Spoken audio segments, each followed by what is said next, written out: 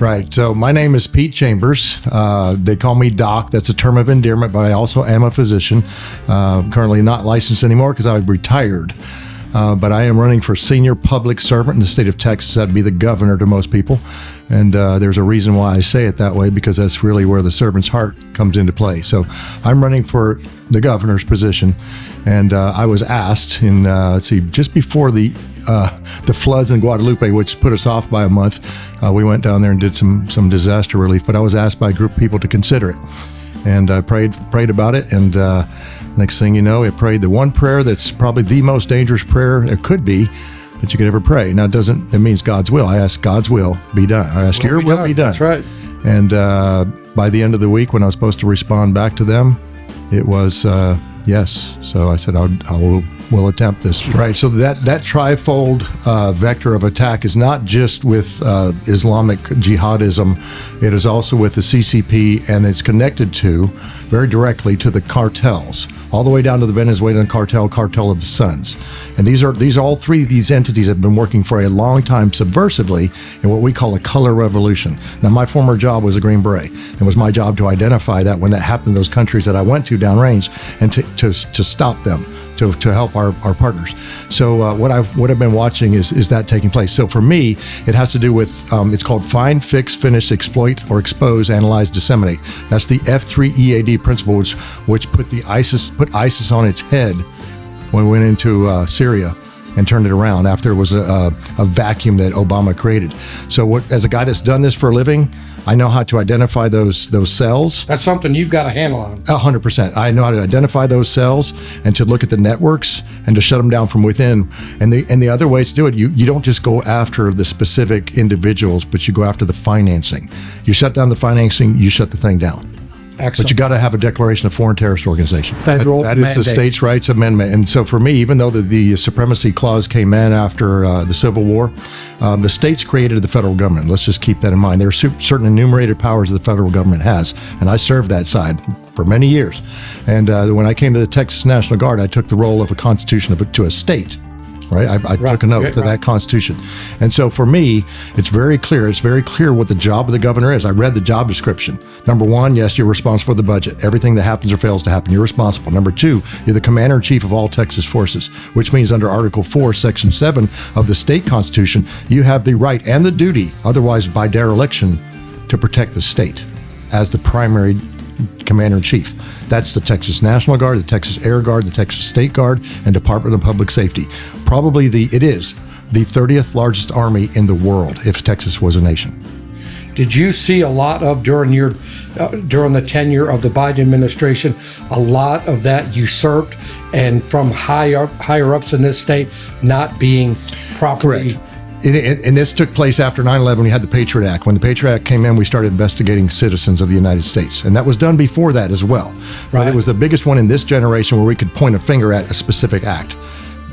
The governor's job description is to interpose by the doctrine of lesser magistrates, John Knox, 1500s in Scotland, to interpose for the citizens of the state of Texas. It means government overreach, but it's not just about suing, right? Because the answer seems like every time has been, well, we're just going to sue the federal government. We're going to put up some more barbed wire on the border, and we're going to turn this into an optic. No, because 400 meters up and downstream of that barbed wire, we still had 12,500 people coming across the border during Operation Lone Star. So you can't talk out the side of your mouth. You've got to actually put some real action to this job position. And also make it financially, like you said, don't come here. You're not getting anything. Well, that's one thing, with regard to taxes, if you're coming into this state and you're buying homes up at, higher than the neighbor had, and then the appraisal district brings it back up, and then the locals have been here. I talked to one family up there in Gainesville, 8th generation Texan family. They don't own their land anymore, right? Because the appraisals went so high. Because foreigners came in. We taxed them more. You're a foreigner, you get taxed more. Absolutely. And, don't buy it anyway. In other words, that skewed the whole. I was in that business for a long time, and it's not what the current government, not the current, but the previous government was telling us it was. Roger that. It's different. Anyway, the governor has veto powers. Yeah, the Proposition 15 that came across and is going to be, written into laws. I think it's going to come in here pretty soon. That had to do with parents, allowing their children, allowing the parents to have sovereignty over their children. That's what that was. I voted no on all the propositions because if you don't know, vote no, because you don't want more government. Right. But at least on that one, that's the one I harped on, because that's taking the sovereignty away from the parent to say that you can make decisions for your parent. Yes, it's under the color of they log in, they want to get an app, and we'll make sure we have all their biometrics and demographics. Right? What does that look like? That looks like ID. Right. And what does that look like for the future? Right? More government control. So we've got to repeal that one right away on day one. Yeah, school choice is what I call Hegelian dialectic. What it's allowed is for us to argue about something and something else is being synthesized. And when I say that, it's like Fox News and CNN. You think that you're on this side, you're on this side. No, what you're allowing for is something else to be synthesized. And so this is truly, because school choice, if we look at really what are the choices are the Bluebonnet Plan. Well, there are 17 tenets of the Bluebonnet Plan.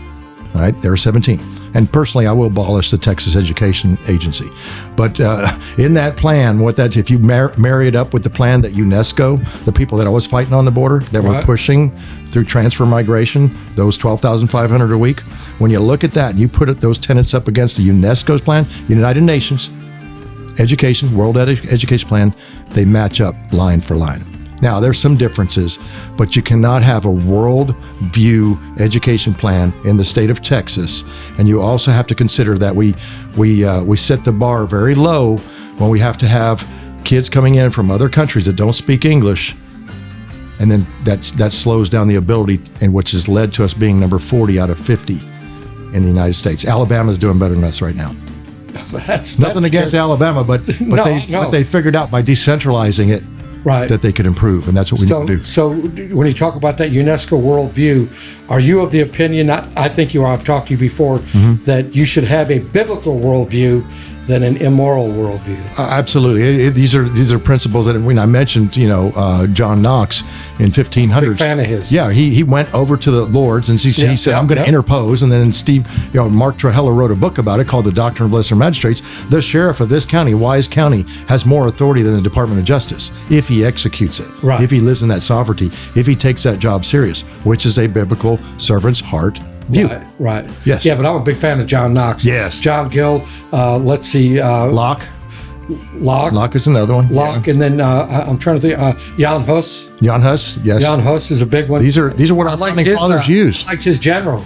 Oh yeah, Ziska. Yeah, he was good. These were our founding fathers used in order to create the documents. Well, they all came from the Magna Carta. There you go. Right, that's where they said, "Hey, you're not just because you're the king does not mean, or just because you're the pope does not mean you can do whatever you want. It means you do what God wants you to do." And subsequent to that, when we talk about separating the church and state, that was to keep us from having the Church of England to be one. Yeah, that's one right. Theologic type or tell us how we can do it. Right. That's why the Puritans came, because they said, "You're not going to tell us how we can worship Christ. We're going to worship Christ by the Bible." By the Bible. Yeah.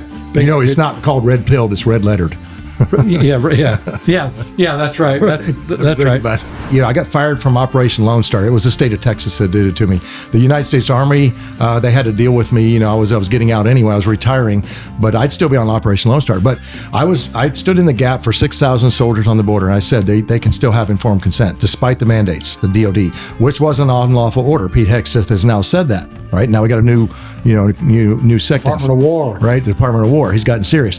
But for me, when a general comes down and talks to a lieutenant colonel, that's a game called rock paper rank. Now I lost in that moment, but when I testified in SEALs versus Lloyd Austin, that means I went against the DOD, and that's not a good thing to do when you're still in uniform. But I did.